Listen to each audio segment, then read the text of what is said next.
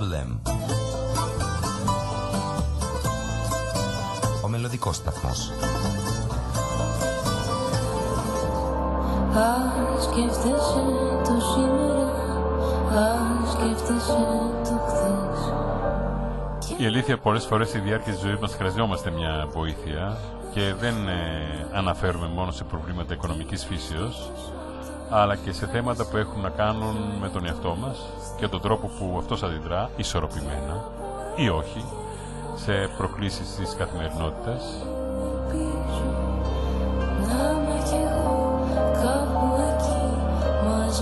Τα τελευταία χρόνια ακούμε όλο και περισσότερο για θεραπείες, ενεργοθεραπείες όπως λέει η Αμάντα εδώ, που αποσκοπούν στο ευζήν, στην αυτοβελτίωση της ζωής μας.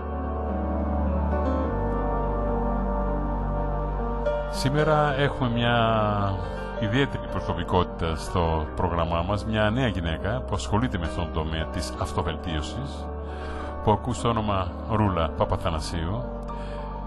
Η Ρούλα Παπαθανασίου, να πούμε ότι έχει 20 πείρα στον τομέα της ενεργειακής θεραπείας, με σπουδές coaching και διαμεσολαβητή, mediation. Είχαμε την ευκαιρία να μιλήσουμε μαζί της.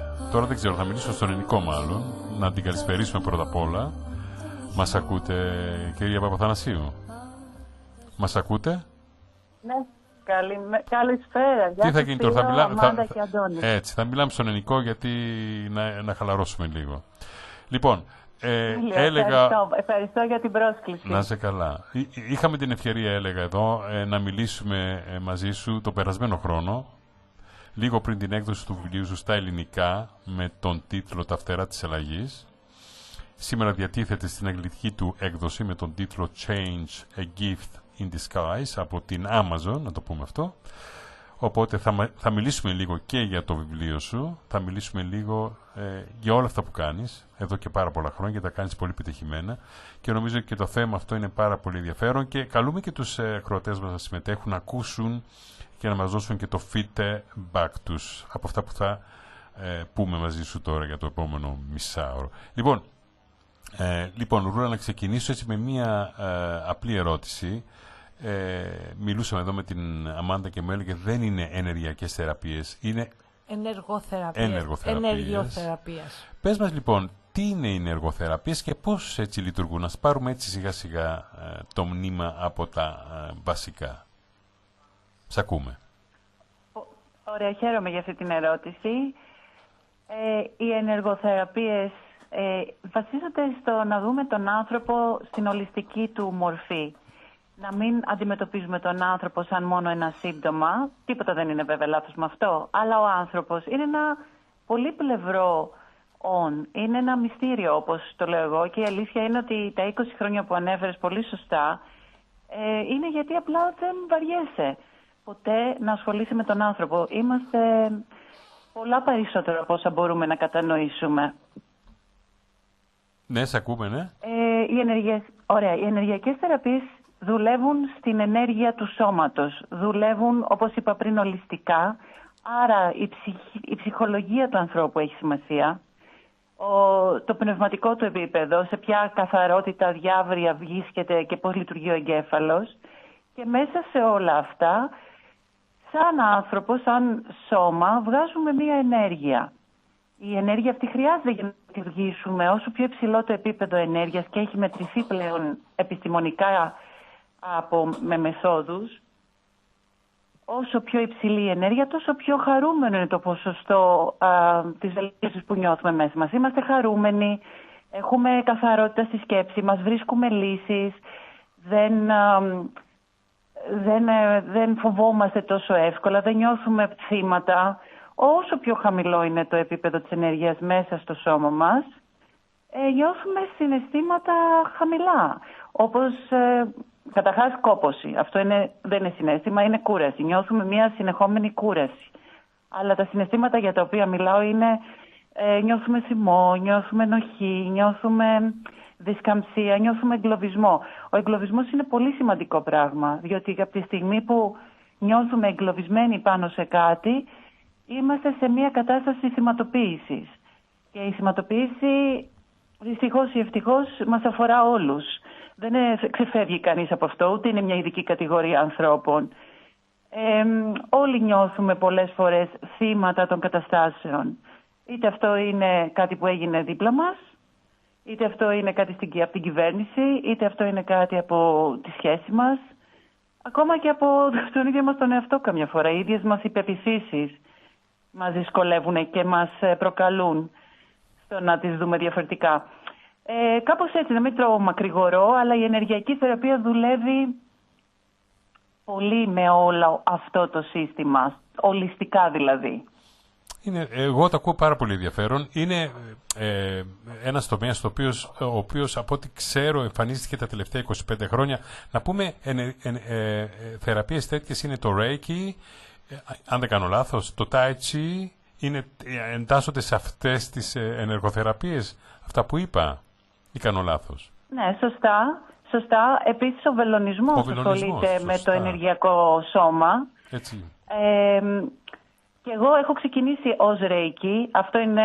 Αυτή ήταν οι πρώτες μου σπουδές που έκανα, λίγο πριν τα 30. Και μετά, επειδή ακριβώς δεν αρκεί μόνο να ξέρεις τα ενεργειακά κομμάτια, αλλά και το σώμα, άρχισα να δουλεύω στην Ασία και να σπουδάζω με πραγματικά τους καλύτερους δασκάλους πάνω στο σώμα. Γιατί μπορείς να βοηθήσεις άμεσα στο σώμα να νιώθεις ξεκούραση, να νιώθεις αναζωογόνηση. Δεν μετράει τίποτα περισσότερο από τη στιγμή που όλοι μας νιώθουμε αναζωογόνηση. Γιατί τότε μετά τα πάντα βρίσκουν τον τρόπο και την πορεία τους. Έχεις απόλυτο δίκιο, διότι ζούμε σε μια κοινωνία που τα πάντα τρέχουν. Η κοινωνία που ζούμε εδώ στην Αυστραλία είναι μια κοινωνία με απίστευτη ταχύτητα και απίστευτες να πούμε απαιτήσεις από εμάς τους ίδιους, και πρέπει να σου πω ότι ο τομέας εδώ στην Αυστραλία έχει πάρα πολύ πέραση, διότι πολλοί κόσμος αντιμετωπίζει προβλήματα με τον εαυτό του, με μια ισορροπία με αυτά που κάνει, πώς τα κάνει, πώς θα μπορούσε να τα κάνει καλύτερα. Γενικά υπάρχουν πάρα πολλά θεματάκια εδώ στην κοινωνία που ζούμε. Ασχολείσαι και με το coaching και με τη μεσολάβηση, ας πούμε, το mediation. Τι ακριβώς προσφέρεις, πώς αυτά λειτουργούν, έτσι? Δώσε μας λίγο μια τάξη μεγέθους, εξήγησε μας δύο πράγματα. Ναι, θέλω να σας πω και σε εσάς και στους ακροατές σας, εγώ προσπαθώ τελικά να βρίσκω τρόπους να είμαι συνέχεια ερωτευμένη με αυτό που κάνω. Και πραγματικά πετυχαίνει, γιατί υπάρχει πολύ μετά χαρά. Το coaching και η διαμεσολάβηση, το mediation, ήρθαν στη ζωή μου τα τελευταία χρόνια. Θέλω να πω όμως λίγο κάτι προσωπικό εδώ. Το coaching, εγώ νομίζω ότι έκανα coaching στις θεραπείες μου και 20 χρόνια πριν. Πραγματικά δεν ήθελα κάποιος άνθρωπος, καλά ιδιαίτερα εκείνα τα χρόνια πίσω στην Ελλάδα, αλλά και μετά στο εξωτερικό, δεν ήταν τόσο διαδεδομένα όλα αυτά. Οπότε ήθελα να συναντήσω τον άνθρωπο στο επίπεδο που μπορεί να με καταλάβει για να πάρει εργαλεία σπίτι του. Αυτό λοιπόν εγώ θα το έλεγα coaching. Τώρα πια, με τις πιο ενδεδειγμένες σπουδές που κάνω και από τη δική μου coach, και φυσικά ολοκλήρωσα αυτόν τον κύκλο του mediation, γιατί το coaching σου δίνει... μ' ακούτε? Ναι, σας ακούμε, σε ακούμε. Συγγνώμη, ωραία, σταμάτησε να κάτι δουλεύει. Ωραία, ευχαριστώ. Το coaching δίνει πραγματικά εργαλεία. Δίνει συστήματα εκεί που δεν υπάρχουν ή φτιάχνει καινούργια συστήματα εκεί που τα παλιά δεν δείχνουν πια να δουλεύουν. Αυτό είναι εξαιρετική επιτυχία. Πραγματικά και τη δική μου δουλειά, οι δικές μου σπουδές δηλαδή, ανεβάσανε τη δική μου δουλειά σε ένα πολύ άλλο επίπεδο και τη δική μου ζωή. Γιατί άρχισα να ξεμπλοκάρω με πιο συστηματικό τρόπο και με απτά εργαλεία αυτά που μέσα μου με μπλοκάρανε. Το mediation, για να το κλείσω λοιπόν στην ερώτησή σου, ήρθε και έδεσε. Διότι το mediation, η διαμεσολάβηση μεταξύ των ανθρώπων, ζευγαριών, φίλων, γειτόνων, εταιριών, είναι, πιστεύω, πραγματικά το μέλλον στην ανθρωπότητα. Εμένα με βοήθησε πάρα πολύ και γι' αυτό το ξεκίνησα να σταματήσω να τρέχω μακριά από τους καυγάδες. Αυτό δεν σημαίνει ότι τους προκαλώ. Απλά άρχισα να μην τους φοβάμαι και άρχισα να βλέπω ότι υπάρχει μια πολύ κρυμμένη ομορφιά πίσω από τις διαφωνίες που πολύ λογικά έχουμε οι άνθρωποι μεταξύ μας. Γιατί από κάτω κάτι κρύβεται. Και φυσικά να αναφέρω πόσο με βοήθησε στο couples therapy που δουλεύω με τα ζευγάρια, έτσι, γιατί μου δώσανε πάρα πολλά εργαλεία εδώ.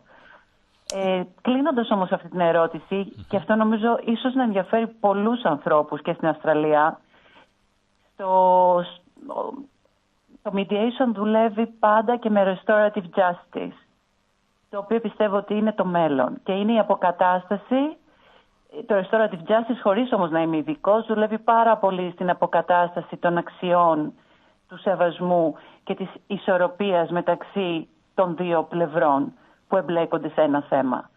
Και έτσι το mediation σε όλη του τη μορφή πιστεύω ότι πραγματικά μπορεί να βοηθήσει εμάς τους ανθρώπους να πάμε σε ένα επόμενο βήμα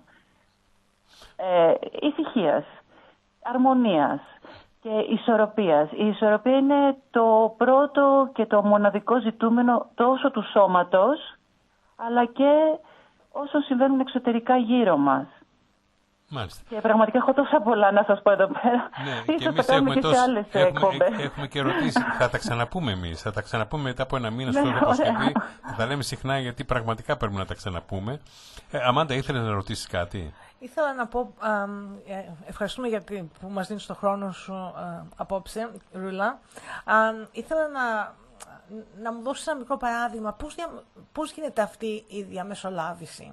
Ναι, καλό θα ήταν ένα παράδειγμα. Έτσι. Αυτό παράδειγμα. Έτσι, γιατί έχουμε ακούσει διαμεσολάβηση όταν τα ζευγάρια πάνε για ένα διαζύγιο και πριν φτάσουν στην πόρτα του δικαστηρίου, εδώ στην Αυστραλία, υπάρχει mediation time που τους δίνουν ένα χρονικό διάστημα με κάποιον διαμεσολαβητή να μιλήσουν μεταξύ τους ώστε να αποφύγουν το επόμενο στάδιο που είναι δικαστήριο. Πες μας.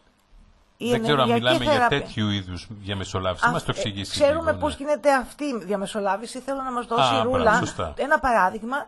Τι συμβαίνει όταν αυτή έχει να μεσολαβήσει σε μια κατάσταση δύο ατόμων, διαφωνία, σε κάποιο θέμα που αντιμετωπίζουν δύο άνθρωποι, ίσως δύο εργασιακά περιβάλλοντα, οτιδήποτε. Δώσε μας ένα παράδειγμα. Ευχαριστώ.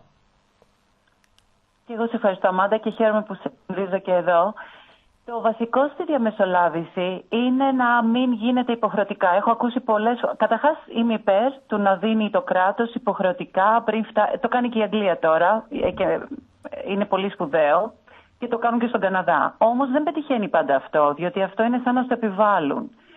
Η διαμεσολάβηση, την οποία εγώ θα ήθελα να εμπνεύσω πολλούς από τους ακροατές σας, αν όχι όλους να το σκεφτούν, είναι να τη φέρουν στη ζωή τους ακόμα και όταν αρχίζουν κάποια προβλήματα μέσα τους πρώτα απ' όλα και μετά στη σχέση τους. Αλλά επειδή κανένας μας δεν τα εντοπίζει μέσα του, τα εντοπίζει στη σχέση του, θα ήθελα να πω ότι η διαμεσολάβηση είναι καλό να γίνεται σε όλα τα στάδια μιας σχέσης. Δεν χρειάζεται να φτάνουμε στο τέλος, εκεί που φυσικά ήδη έχει προκληθεί ψυχική ζημιά και όλοι νιώθουμε αδικία, νιώθουμε κατηγόρια, νιώθουμε σημό, νιώθουμε όλο αυτό το ατέρμονο μέσα μας, την πίκρα, που χαλάει έναν γάμο και μια σχέση. Εγώ, ας πούμε, με τα περισσότερα ζευγάρια, αυτό μπορεί να είναι και τυχαίο, δεν ξέρω, ποτέ δεν έχει έρθει ζευγάρι στην πόρτα μου στο οποίο να είναι ένα χείλος πριν το διαζύγιο. Πάντα δουλεύουμε εκεί που αρχίζουν τα προβλήματα. Πιστεύω είναι θέμα εξυπνάδας και προνοητικότητας να έρθουμε να δουλέψουμε κάποια πράγματα όσο είναι ακόμα νωρίς. Όταν λοιπόν οι άνθρωποι έρχονται να πούνε «Κοίτα, εμείς δυσκολευόμαστε εδώ και εκεί», κάτι που μου αρέσει πάρα πολύ, δυσκολευόμαστε σημαίνει παίρνουμε όλοι μαζί μια ευθύνη για αυτό που συμβαίνει, γιατί μαζί κάνουμε μια σχέση. Εντάξει. Μέσα στη διαμεσολάβηση βρίσκουμε πως ο καθένας από αυτά που κουβαλάει ήδη έχει ένα μερίδιο στην συνδημιουργία αυτού που βιώνει στη σχέση του. Δεν ξέρω αν αυτό ακούγεται περίπλοκο, να το ξαναπώ λίγο αλλιώς. Ο κάθε άνθρωπος είναι το 50% μιας σχέσης, που σημαίνει ότι έχει 50% συνδημιουργία σε όλα τα επίπεδα. Άρα και στο επίπεδο της θεραπείας, στο πώς μπορεί να επηρεάσει τη σχέση του δυναμικά, έχει μεγάλο μερίδιο δημιουργίας. Και αυτό είναι ελπιδοφόρο αν το σκεφτεί κανείς, διότι σε βγάζει κατευθείαν από τη στάση του «εσύ φταίς για αυτό που νιώθω εγώ». Μέσα λοιπόν στη διαμεσολάβηση, τουλάχιστον ο τρόπος που εγώ την κατανοώ, έτσι, έχει να κάνει με το να συνεχίσουμε τις συζητήσεις μας. Όταν δεν έχουμε συζήτηση, δεν έχουμε τίποτα. Δεν έχουμε ούτε κάτι θετικό, ούτε κάτι αρνητικό. Εγώ Με τη συζήτηση όμως πάντα μπορεί... Ναι, Σπύρο, σε ακούω. Ναι, ήθελα να ολοκληρώσεις. Ναι, θέλει και ο Αντώνης να σε ρωτήσει κάτι. Ναι, ολοκλήρωσε και θα δώσω τον λόγο στον Αντώνη. Ναι, ολοκλήρωσες. Είναι πολύ βασικό, ας το κλείσω έτσι, ότι όταν κάνουμε μια διαμεσολάβηση, είτε επαγγελματικά είτε στα ζευγάρια, σε όλες τις μορφές, συνεχίζουμε τις συνομιλίες. Όταν οι ομιλίες συνεχίζονται μεταξύ των πλευρών, πάντα υπάρχει τρόπος να φτάσουμε κάπου. Με αυτό θα ήθελα να αφήσω τους ακροατές σας να το σκεφτούν. Ναι. Πάντα υπάρχει τρόπος να φτάσουμε κάπου. Αντώνη. Εγώ θα ήθελα να ρωτήσω σχετικά βέβαια και για το meditation και για τις υπόλοιπες ενεργοθεραπείες, γιατί ξέρουμε ότι πλέον αλλάζει ο κόσμος από μέρα σε μέρα, απομονώνεται λόγω και των καινούριων τεχνολογιών. Πώς μπορεί να βοηθήσει ένα άτομο που ενώ έχει τα πάντα γύρω του ψηφιακά και νιώθει ότι είναι όλοι γύρω του και τελικά νιώθει μόνο του, αυτή η ιδιότητα που έχει αποκτήσει πλέον η κοινωνία και ο καθένας μας ξεχωριστά, να μπορέσει να βοηθηθεί μέσα από τα κοινωνικά δίκτυα ή μέσα από το ίντερνετ, όταν ξέρουμε ότι χρειάζεται και η προσωπική επαφή ταυτόχρονα. Πώς μπορεί να συνδυαστούν αυτά τα δύο για να έχουμε ένα θετικό αποτέλεσμα? Αντώνη, χαίρομαι που σε ξανακούω. Εννοείς δηλαδή πώς μπορεί κανείς να συμπλέψει πια με την αλματώδη ενίσχυση της τεχνολογίας, αλλά και την προσωπική επαφή. Αυτό καταλαβαίνω. Αυτό εννοούσε στην ερώτηση. Βεβαίως, γιατί αυτό χάνεται πλέον. Ενώ δείχνει ότι συνδεόμαστε και μιλάμε, το αντιλαμβανόμαστε ότι νιώθουμε μόνοι μας τελικά στο τέλος. Πώς μπορεί αυτό να το κάνουμε πλεονέκτημα αντί για μειονέκτημα? Αυτό λοιπόν είναι δύο βασικές ασθένειες τις οποίες έχει ο σύγχρονος άνθρωπος παγκοσμίως. Η μία είναι η μοναξία που ανέφερες. Πόσο μόνοι τελικά νιώθουμε, ενώ είναι τόσο παράδοξο πώς συνδεόμαστε. Και η άλλη βέβαια είναι το άγχος, στο οποίο όλοι δυστυχώς υποφέρουμε λίγο περισσότερο. Πιστεύω ότι επειδή το AI ήρθε για να μείνει, κάτι που δημιουργεί όμως πολύ άγχος και σε όλους μας, γιατί δεν ξέρουμε και πώς να το δούμε και πώς να το φτιάξουμε. Θέλουμε να τα ελέγχουμε τα πράγματα, καλώς ή κακώς οι άνθρωποι. Και ακόμα μαθαίνουμε. Νομίζω ότι πρέπει να βρεθεί ισορροπία, Αντώνη, και σε όλους τους ακροατές που ακούνε. Πιστεύω ακράδαντα ότι το AI θα μείνει, όπως είναι αναμφισβήτητο αυτό. Άρα όλοι μας πρέπει να επικεντρωθούμε στο πώς να ενισχύσουμε την ανθρώπινη φύση μας. Και η ανθρώπινη φύση δεν είναι μόνο πώς θα βοηθήσω τον εαυτό μου, αλλά και πώς θα μοιραστώ. Το μοίρασμα στις κοινότητες που υπάρχουν, παράδειγμα, το μοίρασμα στις παρέες μας, το μοίρασμα σε ένα βραδινό δείπνο με τους ανθρώπους που μας αρέσουν να είμαστε μαζί. Αλλά το μοίρασμα είναι πολύ βασικό. Ας πούμε, για μένα μοίρασμα ήταν το ότι έγραψα το βιβλίο και έδωσα όλο αυτό το χρόνο και την αγάπη μου για αυτό το βιβλίο, γιατί είναι ένα μοίρασμα τελικά. Θες ο άλλος να νιώσει ότι δεν είναι μόνος, θες και εσύ να νιώσεις ότι δεν είσαι μόνη σου και μόνος σου σε αυτό που σου συμβαίνει. Θες να ακούσεις και τους άλλους. Και πολύ σωστά θα ακούσεις και μέσα από το διαδίκτυο, το οποίο έχει μεγαλώσει εκατοντάδες φορές τη σύνδεσή μας με ανθρώπους της άλλης πόρτας, όπως εμείς τώρα για παράδειγμα, που είμαστε Ελλάδα-Αυστραλία. Αλλά όταν θα κλείσει αυτή η σύνδεση, εσείς μαζί οι τρεις έχετε μια κοινότητα εκεί που θα μοιραστείτε κάτι και θα νιώσετε μια σύνδεση μεταξύ σας. Όταν θα κλείσει η σύνδεση θα πάω κι εγώ στη δική μου κοινότητα που είμαστε εδώ από κοντά να φέρουμε κάτι ο ένας τον άλλον. Νομίζω το μοίρασμα, όχι μόνο το online μοίρασμα, αλλά και το εδώ μοίρασμα. Και θα ήθελα να προσθέσω κλείνοντας, ας είμαστε λίγο πιο ευάλωτοι στο μοίρασμά μας. Ας είμαστε λίγο πιο εξωστρεφείς. Αυτό σε ένα πολύ παλιό... Ναι. Ορίστε. Λέω, ας είμαστε λίγο πιο εξωστρεφείς. Αυτό είναι μεγάλο θέμα. Συζητούσαμε προχθές γιατί ξέρεις, το μήνα Νοέμβριο εδώ στην Αυστραλία λέγεται Movember. Είναι ένας μήνας ο οποίος είναι αφιερωμένος σε ψυχική ασθένεια. Των ανδρών ιδιαίτερως, γιατί οι άνδρες έχουν ένα θεματάκι εδώ, δεν μιλάνε. Δεν εκφράζονται, δεν εξωτερικεύουν τα συναισθήματά τους, ανεξαρτήτου ηλικίας. Και αυτό έχει μεγάλο πρόβλημα. Υπάρχουν και τα πρότυπα και τα στερεότυπα πώς στέλνουν έναν άντρα εδώ στην Αυστραλία. Και αυτό πώς έχει πρέπει να είναι. στο υψηλότερο βαθμό των αυτοκτονιών των αντρών. Και δεν μπορούν ούτως ή άλλως να παραδεχτούν ότι κάτι τρέχει. Πρώτα απ' όλα πρέπει να το παραδεχτείς εσύ ο ίδιος ότι έχεις κάποιο πρόβλημα. Το θεωρούν αδυναμία. Από ό,τι μας λένε οι ειδικοί, το θεωρούν αδυναμία ο άντρας να εκφράσει τους φόβους, τις ανασφάλειες, τα θέλω του. Και θα έρθω σε αυτό που λες εσύ, δηλαδή να έχουμε μια δυνατότητα και δύναμη να αλλάξουμε. Γιατί και το βιβλίο σου, από ό,τι ξέρω, μιλάει για αυτή τη δύναμη, τα φτερά της αλλαγής τα ονομάζει στην Ελλάδα. Πες μας λίγο για το βιβλίο σου, αν έχουμε δυνατότητα να αλλάξουμε, έτσι, πρέπει να αλλάξουμε, έτσι, να έχουμε δυνατότητα να αλλάζουμε, να είμαστε λίγο χαμελέοντες. Πόσο δύσκολο είναι σήμερα?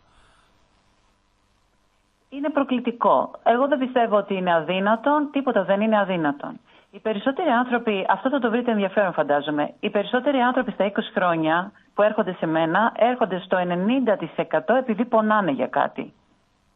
Και όχι επειδή εμπνέονται να αλλάξουν από μόνοι τους.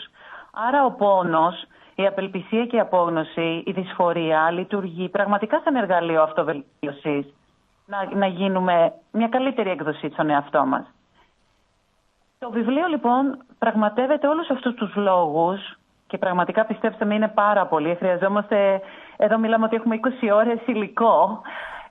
Αλλά τώρα θα πούμε αυτά που έχουμε στο χρόνο τον πολύτιμο που έχουμε. Το βιβλίο βοηθάει στους πραγματικούς λόγους που δυσκολευόμαστε όλοι στη μετάβαση. Και αυτοί οι λόγοι είναι για παράδειγμα η σύγκριση. Είπατε πριν για το φοβερό ποσοστό αυτοκτονιών. Αυτό συμβαίνει γιατί οι άνθρωποι συγκρινόμαστε. Είτε με τους άλλους, αλλά είτε και με ιδέες τι θα έπρεπε να είμαι και δεν είμαι, τι έπρεπε να έχω καταφέρει και δεν το έχω καταφέρει. Η σύγκριση είναι ένα φρικτό πράγμα που δημιουργεί μέσα μας πόνο και αβεβαιότητα. Στο βιβλίο λοιπόν έχω αφιερώσει ολόκληρο κεφάλαιο για τη σύγκριση, όπως και το δικαίωμά μας για τη χαρά. Και αυτό είναι επίσης ένα έξτρα κομμάτι, διότι θεωρούμε ότι πρέπει να κερδίσουμε το δικαίωμά μας να είμαστε χαρούμενοι, ενώ δεν είναι έτσι. Η πραγματική φύση των ανθρώπων είναι το μοίρασμα, είναι το παιχνίδι, είναι η χαρά. Το είπαμε πριν, να είμαστε εξωστρεφείς, να είμαστε λίγο πιο ευάλωτοι. Πιστεύω ότι η αγάπη δεν έχει να κάνει τελικά, δεν το πιστεύω εγώ βασικά, αλλά το ανακαλύπτω κι εγώ. Η αγάπη δεν έχει να κάνει με το πόσα έχω, αλλά με το ποιος είμαι. Και αν αφήσουμε τον εαυτό μας λίγο πιο ελεύθερο, εκτεθειμένο, να το πω έτσι, ευάλωτο, ας κάνει και λάθος. Το βιβλίο πραγματεύεται ας πούμε και αυτό, ας κάνουμε λάθη. Τα λάθη δεν είναι ο καθρέφτης μας, αλλά είναι το σκαλοπάτι για να πάω παρακάτω. Γι' αυτό η μετάβαση είναι πολύ δύσκολη. Φοβόμαστε πάρα πολύ το λάθος. Την αποτυχία, Ρούλα. Και μέσα στο βιβλίο... Την αποτυχία, φοβόμαστε. Με άλλα λόγια, την αποτυχία. Σωστά. Ναι. Ποιες είναι οι ασθένειες του σήμερα? Εδώ είναι πολύ... Συγγνώμη, σε διέκοψα. Λέω, ποιες είναι οι ασθένειες του σήμερα, ας πούμε, κατά τη γνώμη σου? Κάνεις σε εισαγωγικά, ας πούμε, που συναντάς στη συνεδρία σου. Πόσο διαρκεί μια συνεδρία, παρεμπιπτόντως? Θέλω να πω ένα λεπτό εδώ, ότι δουλεύω και online, αλλά και από κοντά με τους ανθρώπους και με retreat που κάνουμε. Οπότε έχω πάρα πολλούς τρόπους να δουλέψω με τους ανθρώπους. Μία κανονική θεραπεία είναι σίγουρα online το λιγότερο μία ώρα. Μπορεί μία θεραπεία να είναι, εγώ θα έλεγα ο μέσος όρος είναι 90 λεπτά. Διότι δουλεύουμε σε όλα τα επίπεδα, με πολλές διαφορετικές τεχνικές και νομίζω μία ώρα με 90 λεπτά online είναι πολύ ικανοποιητικός χρόνος. Και ποιες είναι οι ασθένειες του σήμερα που αντιμετωπίζεις στη συνεδρία σου? Τι σου λέει ο κόσμος περισσότερο? Ποια είναι τα προβλήματά του? Ξέρω ότι ταξιδεύεις, δεν δουλεύεις μόνο στην Ελλάδα, ταξιδεύεις και στο εξωτερικό. Όχι. Ναι. Δουλεύω σχεδόν 90% δουλεύω με εξωτερικό, online και από κοντά. Θα σου πω ποια είναι τα θέματα που βλέπω πιο συχνά. Έχω φοβερό άγχος για τα πάντα.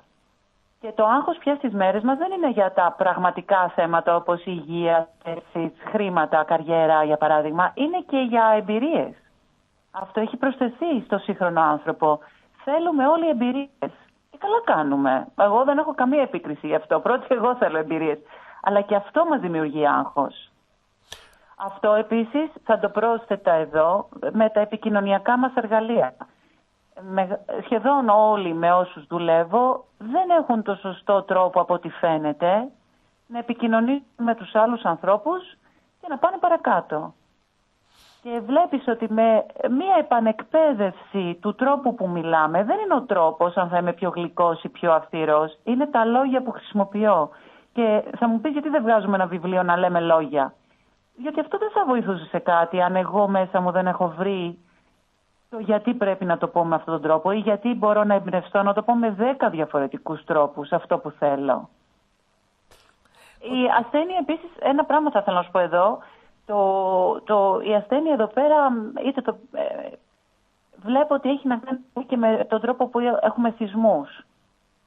Και οι θυσμοί μας καθημερινά, δεν θα τους έλεγε κανείς εθισμούς, γιατί στο μυαλό κανείς νομίζει ότι είναι το αλκοόλ μόνο, ξέρω εγώ, τα φαγητά μας, η δουλειά, η παιδική. Οι εθισμοί είναι πάρα πολλά άλλα πράγματα στα οποία καθημερινά εμείς δεν έχουμε ελευθερία. Και αυτό είναι ένας από τους λόγους που πολλοί άνθρωποι έρχονται. Ξέρεις ότι όταν έρχονται, μάλλον ξέρετε, όταν έρχονται κάποιοι σε μένα, οι περισσότεροι δεν έρχονται για το λόγο που τελικά δουλεύουμε. Οι περισσότεροι άνθρωποι έρχονται για άλλο λόγο, αλλά τελικά ανακαλύπτουμε ότι από κάτω υπάρχει μια άλλη μαγεία. Γι' αυτό ακριβώς δουλεύουμε εκεί πέρα. Η αυτοεκτίμηση, γιατί εδώ υπάρχει ένα θέμα. Ναι. Είμαστε αυστηροί, Ρούλα, με τον εαυτό μας. Πάρα πολύ. Αν ακούσουμε έναν συνάδελφο, ένα φίλο, ένα φιλικό πρόσωπο να μας λέει τα προβλήματά του, δείχνουμε εμπάθεια προς αυτούς, δείχνουμε συμπαράσταση, του λέμε καλά παπάς, μια χαρά πήγες, μην είσαι αυστηρός με τον εαυτό σου. Με το δικό μας εαυτό όμως είμαστε αυστηροί. Πάντα συγκρίνουμε και με το δικό μας προηγούμενο εαυτό ή με αυτό που είχαμε φανταστεί και που δεν είναι σήμερα και που θα θέλαμε να είναι. Ενώ με τους άλλους δίπλα μας είμαστε λίγο πιο ευγενικοί μαζί τους. Τους λέμε μια χαρά τα πας, μια χαρά φαίνεσαι, εντάξει είσαι. Πολύ ωραία πήγε η δουλειά σου, ωραίος ο βαθμός στο σχολείο, στο διαγώνισμα. Και ενώ στο δικό μας τον εαυτό δεν δείχνουμε αυτή την ίδια συμπαράσταση. Απαιτήσεις πολλές. Βάζουμε μια μπάρα πολύ ψηλά για τον εαυτό μας. Εγώ αυτό τουλάχιστον έχω καταλάβει γιατί... Ναι, αλλά αυτό όμως είναι και η κοινωνία που μας προωθεί, ενώ μόνοι μας έχουμε άλλα θέλω πιστεύω, αλλά είναι και ένα κοινωνικό περίγυρο, οικογένεια, από εκεί ξεκινήσουμε. Έτσι, έχουμε μεγαλώσει όμως, νομίζω ό,τι αισθανόμαστε όλοι μας σήμερα και με ό,τι έχουμε θέμα έχει προέρθει από τον τρόπο που μας έχουν μεγαλώσει. Ακριβώς. Εγώ θα κάνω και ένα παράδειγμα και συγγνώμη που επεμβαίνω. Υπάρχουν μια μεγάλη μερίδα Ελληνοαυστραλών νέων παιδιών οι οποίοι όταν πηγαίνουν ένα ταξίδι στην Ευρώπη και δει στην Ελλάδα, επιστρέφουν έχοντας την εντύπωση ότι ζουν σε ένα άκρος πιεστικό περιβάλλον εδώ στην Αυστραλία. Είναι το περιβάλλον εδώ. Πιέζονται πάρα πολύ. Γιατί εδώ η ομογένειά μας γενικά έχει μείνει στο μοντέλο της οικογένειας. Οπότε όταν ήρθαν το 60, έχουν εκείνο το μοντέλο στο μυαλό τους. Δεν είναι μόνο αυτό, είναι και ότι η ζωή εδώ πέρα και η ζωή είναι πάρα πολύ γεμάτη κανόνες που αντιδράει. Κάποιος όταν βρίσκεται σε ένα περιβάλλον που όλα επιτρέπονται, καλή ώρα στην Ελλάδα, που πηγαίνει στην άλλη όψη του νομίσματος και λένε «Μα εγώ ζω σε μια κοινωνία, με πιέζει για το κάθε τι». Και αυτά είναι προβλήματα, τα οποία αν δεν τα προσέξεις και δεν τα εντοπίσεις και δεν τα αντιμετωπίσεις, ενδεχομένως θα σε δημιουργήσουν προβλήματα και κατά τη συνέχεια. Ναι, sorry, σε διακόψαμε. Αυτό θέλαμε να σου πούμε. Ναι, σε ακούμε. Δεν με διακόψεις, δεν κάνουμε συζήτηση. Ναι. Θέλω λίγο να πω και τα δύο πράγματα. Είναι πολύ σπουδαία. Καταρχάς θα ξεκινήσω από το τελευταίο, Σπύρο, που ανέφερες. Πίστεψέ με, στην Ελλάδα το πρόβλημά μας ίσως είναι εδώ ότι δεν υπάρχουν κανόνες. Και αυτό φέρνει τρομερή ρήξη μέσα μας και θυμό. Και δεν ξέρω αν έχετε παρακολουθήσει τα επίπεδα γυναικοκτονιών, Βέβαια, ναι. αλλά και ξύλου και κακοποίησης τελευταία έχουν αυξηθεί φοβερά. Αυτά τα πράγματα δεν υπήρχαν στην Ελλάδα. Και αυτό δεν είναι γιατί ξαφνικά τρελάθηκαν οι Έλληνες, αλλά μάλλον δείχνει το επίπεδο δυσαρέσκειας που βιώνουμε τον εαυτό τους. Είναι ένα καζάνι. Οπότε, εδώ θα ήθελα να πω λοιπόν ότι δεν είναι το θέμα το εξωτερικό περιβάλλον μόνο. Γιατί τότε μπαίνουμε πάλι στον εθισμό. Είδες πριν που είπα τη λέξη εθισμός, εξάρτηση, αλλά είπα ότι είναι πολλά περισσότερα από αυτά που κατανοούμε. Ας πούμε, είμαστε σε εθισμό όλοι μας, ανεξαιρέτως ότι φταίει το εξωτερικό περιβάλλον. Έρχεται λοιπόν, παράδειγμα, μια θεραπεία ή εδώ τα βιβλία που διαβάζουμε όλοι μας και ανακαλύπτουμε να μας πει ότι το χάος το κουβαλάμε όλοι μέσα μας. Ακόμα και ένας άνθρωπος να πάει στην Αφρική, θα κουβαλάει μέσα του τα άλλη τα κομμάτια τα οποία δεν πρόλαβε ή δεν μπόρεσε να λύσει κάπου αλλού. Όχι ότι δεν παίζει το εξωτερικό περιβάλλον σημαντικό ρόλο, αλλά έχουμε την επιλογή να πούμε στην ενήλικη ίωσή μας αν θα κατηγορούμε για πάντα το εξωτερικό περιβάλλον για αυτό που είμαστε, θα βρούμε και το μέσα μας. Και το μέσα μας μπορεί να μας βοηθήσει να πλεύσουμε καλύτερα σε οποιασδήποτε αντίξωες, να το πω έτσι, εξωτερικές συνθήκες. Και θα ήθελα εδώ να προσθέσω σε αυτό που είπε η Αμάντα πριν, το οποίο είναι τόσο σπουδαίο. Τη λέξη συγχώρεση. Δεν ξέρουμε να συγχωρούμε τον εαυτό μας. Κανένας από εμάς. Γι' αυτό είναι τόσο εύκολο να συγχωρήσουμε έναν άλλο, να τον αγαπήσουμε, να τον αποδεχτούμε, να τον ενθαρρύνουμε. Και είμαστε τόσο αυστηροί με εμάς και τόσο επικριτικοί. Στο βιβλίο πραγματικά αφιερώνω κεφάλαια για το κάθε ένα από όλα όσα λέω τώρα. Και για τη συγχώρεση και για τον κριτή.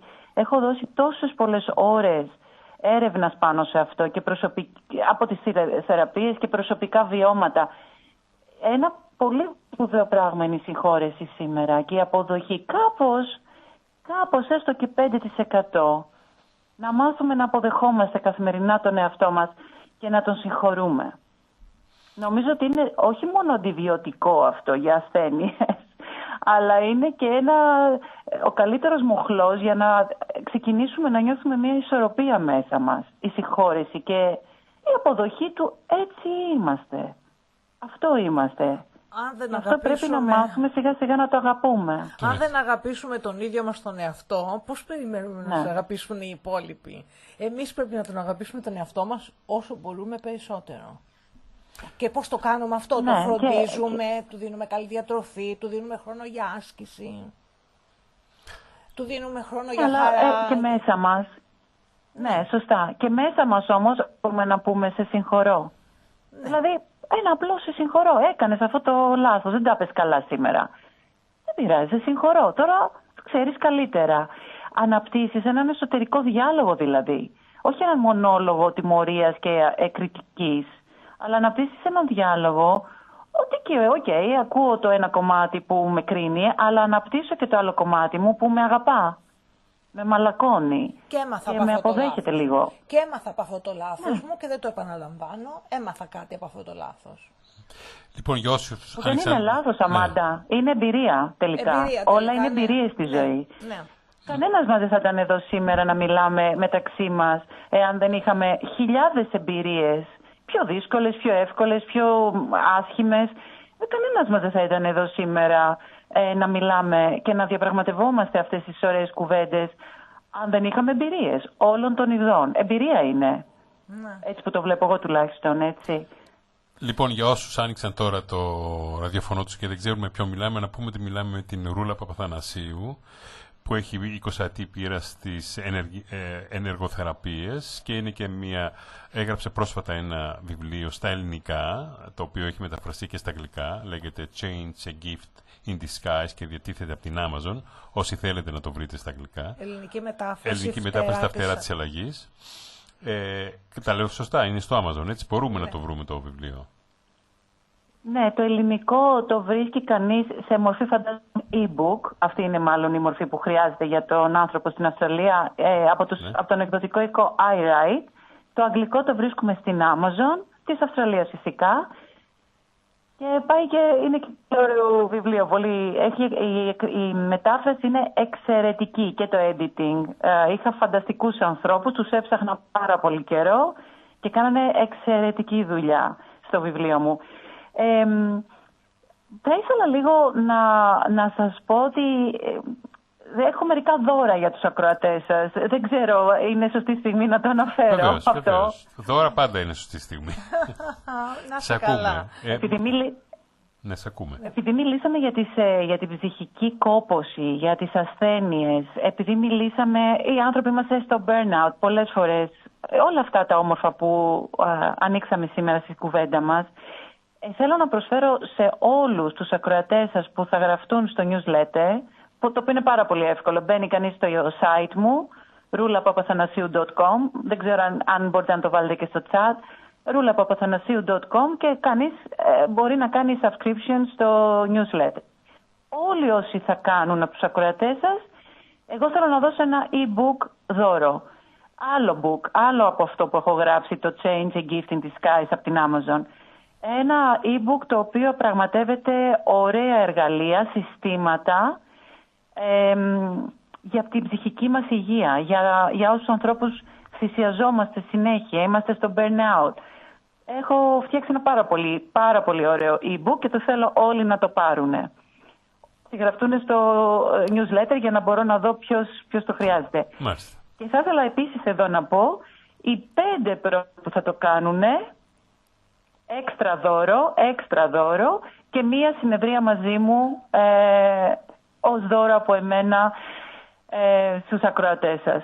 Τι ωραία. Λοιπόν, roulapapathanasiou.com το email, το ιστότοπος, το οποίο... Το mail μου, ναι. Το mail και... το mail, ωραία. Το mail είναι, .com. Συγγνώμη, το site, καλά το λες, συγγνώμη, το ιστότοπος, συγγνώμη. Το είπα στα ελληνικά, είδες. Όσοι μπουν και κάνουν και εγγραφή στο newsletter θα έχουν αυτό το ηλεκτρονικό βιβλίο δωρεάν και οι 5 πρώτοι θα έχουν και μια συνεδρία μαζί σου. Αυτό είναι πολύ ενδιαφέρον. Εμείς θα τα ξαναπούμε σίγουρα, γιατί θα έχουμε και ένα feedback από τους ακροατές μας, πιστεύω, και ενδεχομένως θα έχουμε και μερικές ερωτήσεις. Εμείς θέλουμε να ξαναμιλήσουμε μαζί σου και τον επόμενο μήνα. Μέσα στο Δεκέμβριο, σε κάποια στιγμή θα επικοινωνήσουν μαζί. Αντώνη, δεν ξέρω, θες να συμπληρώσεις κάτι? Όχι, εγώ είμαι στο site τώρα μέσα. Είναι πολύ εύκολο.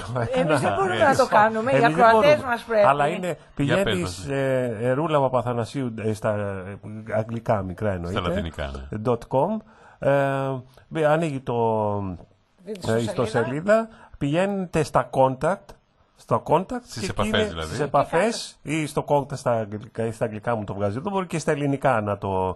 Και μετά εκεί στο contact details είναι το newsletter, εκεί πέρα πηγαίνει κάποιος, βάζει το email και είναι πολύ εύκολο.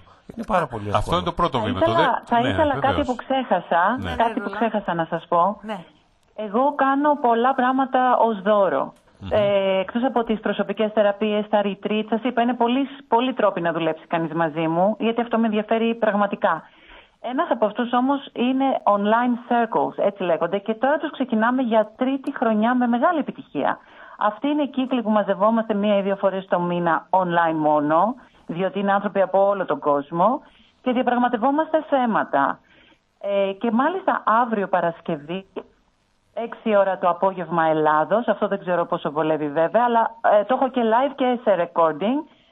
Αύριο το θέμα μας είναι Tools for Sustainable Relationships, δηλαδή εργαλεία, θα δοθούν πολλά εργαλεία, θα μιλήσουμε για τις σχέσεις και θα δοθούν πολλά εργαλεία για βιώσιμες σχέσεις. Αυτό είναι ένα πάρα πολύ ενδιαφέρον θέμα και τους περισσότερους ανθρώπους, όπως ξέρουμε όλοι, οι σχέσεις τους με τους άλλους, και θα χαρώ πάρα πολύ όποιος θέλει να λάβει μέρος. Όπως ξανά είπα, είναι δώρο. Δεν... 6 ώρα από μένα για όλους με αγάπη. 6 το απόγευμα είπαμε, ώρα Ελλάδος. 6 το απόγευμα, ώρα Ελλάδος εδώ. 6 το απόγευμα, ώρα Ελλάδος. Είναι 9 ώρες μπροστά. ξημερώματα. Ξημερώματα σε εμάς. Είναι λίγο δύσκολο για μας. Λίγο δύσκολο. Μπορούν να πάρουν το recording όμως. Το recording, βεβαίως. Και τι πρέπει να κάνουν? Πρέπει να μπουν μέσα να κάνουν εγγραφή στο newsletter και θα έχουν μια πρόσβαση και στο recording. Υπάρχει link εκεί για αυτό το σύνδεση. Ρούλα, ήθελα να σε ρωτήσω, δουλεύεις καθόλου με παιδιά ή μόνο με ενήλικες? Καλή ερώτηση. Κοίτα, οι ηλικίες είναι λίγο συγκεκριμένες. Δηλαδή, έχω δουλέψει με παιδάκια μικρά και κάνουμε ρέικι και βοηθάει τόσο πολύ αυτό τα παιδάκια με το άγχος τους. Μακριά έχω δουλέψει με παιδιά μόνο όμως μέσα από το coaching. Με παιδάκια, με απόσπαση προσοχής. Ναι, αυτό είναι ένα θέμα Όχι, με τα παιδιά. δεν είμαι ειδικός. Δεν είσαι. Εγώ δεν είμαι ειδικός στα παιδιά. Ναι. Δουλεύω με εφήβους που θέλουν λίγο να φτιάξουν το άγχος τους και θέλουν με την αυτοεκτίμησή τους να ξεκλειδώσουν πράγματα μέσα στον εαυτό τους και να δουλέψουν αυτοεκτίμηση και να πιστέψουν στον εαυτό τους. Ή τα παιδάκια που μετά δεν τους εξηγείς κάτι στα παιδάκια, είναι στα παιχνίδι. Δουλεύεις με ενεργειακή θεραπεία.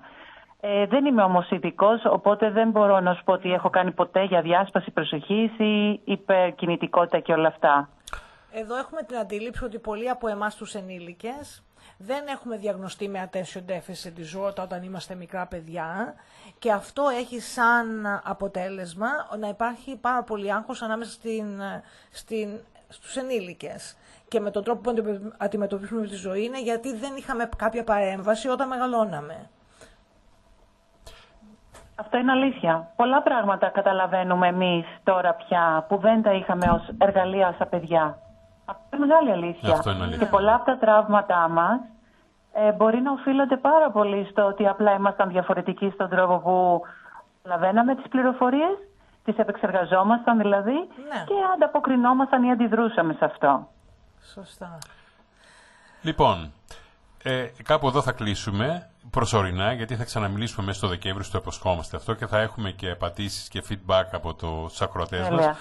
Εγώ να ευχηθώ να σε δούμε και στην Αυστραλία Αυτό θα... στο άμεσο ήταν τέλειο αυτό. Όταν είπες μέλλον. για retreat Γιατί στην ξέρω Ελλάδα. ότι έρχεσαι στη γειτονιά μας, δεν φτάνεις μέχρι εδώ, πηγαίνεις μέχρι... Εκεί που γίνονται όλα αυτά τα ωραία που μαθαίνει. Μέχρι Ταϊλάνδη, ξέρω, μέχρι εκεί φτάνεις. Άμα φτάνεις στη Ταϊλάνδη, πολύ εύκολο να έρθεις και σε εμάς. Πάντως Εδώ είναι πόρτη στην αυτά Αυστραλία. Χαρώ πάρα πολύ να το κάνουμε αυτό. Αυτά τα retreats που έχεις, τα διοργανώσεις στην Ελλάδα, τα retreats, πού γίνονται αυτά? Είπες Εγώ κάτι για- διοργανώνω retreat, Αμάντα, εκεί που ξέρω πολύ καλά τα μέρη. Οπότε διοργανώνω Λονδίνο, Ελλάδα, διοργανώνω στην Ταϊλάνδη και όταν ξέρω ένα μέρος ή αν έχω κάνει τώρα πρόσφατα, έκανα και στο Λος Άντζελες πριν 1,5 χρόνο. Ναι. Οι ανιψιές μου είναι Μπορώ τώρα να σε διοργανώσω ένα. παντού. Οι ανιψιές μου είναι τώρα σε ένα, στο Σρι Λάνκα, νομίζω κάπου έχουν πάει τώρα το τελευταίο δεκαήμερο και κάνουν κάτι παρόμοιο. Πολύ ωραία. Έχουν δηλαδή σαν καταναλωτές πήγαν. Πολύ ωραία. Είδες λοιπόν. Αυτές οι πολύ κόρες και οι ωραία, νηψιές πολύ σου ωραία. και οι γονές σου κάνουν τα πάντα, ρε παιδάκι. Έχουν πάει Ανοιχτό παντού. μυαλό, Παντού, ανοιχτό παντού. μυαλό, ανοιχτό μυαλό. Η γυναίκα μου ασχολείται. Ναι. Εγώ Δεν δεν μας τα λέτε τώρα. Δεν μας τα λέτε τώρα. Δεν είναι η νηψιά μου, η γυναίκα μου. Είδες. Σιγά σιγά στη φόρα. Λοιπόν, Ρούλα μου, να σε ευχαριστήσουμε, να σε αποδεσμεύσουμε. Ξέρουμε ότι έχεις και δουλειά. Ευχαριστώ πολύ. Τα είπαμε πάρα πολύ ωραία. Εγώ θέλω να συνεχίσω να τα πούμε. Θα τα πούμε και μέσα στο Δεκέμβριο. Να επαναλάβουμε ότι το βιβλίο σου είναι, διατίθεται μέσω της Amazon. Να πούμε ότι το βιβλίο τιτλοφορείται Change, a Gift in Disguise. Αυτό είναι στην αγγλική έκδοση, την οποία μπορούμε να το γράψουμε στο Amazon. Μιλήσαμε για τα άτομα τα οποία θα μπουν για πρώτη φορά και θα κάνουν εγγραφή στο κανάλι σου, στον ιστότοπό σου, roulapapathanasiou.com. Θα έχουν ένα e-book δωρεάν και οι πρώτοι 5 θα έχουν και μια συνεδρία δωρεάν μαζί σου. Εμείς ευχόμαστε ό,τι καλύτερο. Σε χαιρετούμε από εδώ και σε περιμένουμε να σε δούμε και από κοντά. Παιδιά, δεν ξέρω τι έχετε Με να το πείτε. καλό. Όλα Με αυτά ευχαριστώ πάρα πολύ. Ευχαριστώ πάρα πολύ. Νομίζω ήταν πολύ επικοδομητική η συζήτησή μας. Και περιμένουμε τώρα και τους ακροατές μας να μας πάρουν να τηλέφωνο. δούμε τι θα μας πούν και οι ακροατές, αλλά ό,τι και να μας πούνε, νομίζω πολλοί μπορεί να εγγραφούν και στο κανάλι χωρίς να μας το πούνε για καθόλου εμάς. Εσύ θα μας πεις, δεν είναι ανάγκη, εσύ θα μας πεις από Αυστραλία όταν θα έχουν εγγραφεί κάποιοι. Την επόμενη φορά που θα μιλάμε θα μας τα πεις, χωρίς ονόματα φυσικά, θα μας πεις αν είχες ανταπόκριση από Αυστραλία. Θα μας τα πεις, έτσι. Μου φαίνεται έχεις και πελάτες στην Ευχαριστώ Αυστραλία όλους ήδη. πολύ. Γεια σου Ρούλα μου, γεια σου. Πολλά φιλιά από το Καλή Σίδνεϊ. συνέχεια σε όλα. Γεια σου, Σας γεια σου, ευχαριστώ. γεια σου. Γεια σας. Καλή δύναμη να συνεχίζεις. Γεια.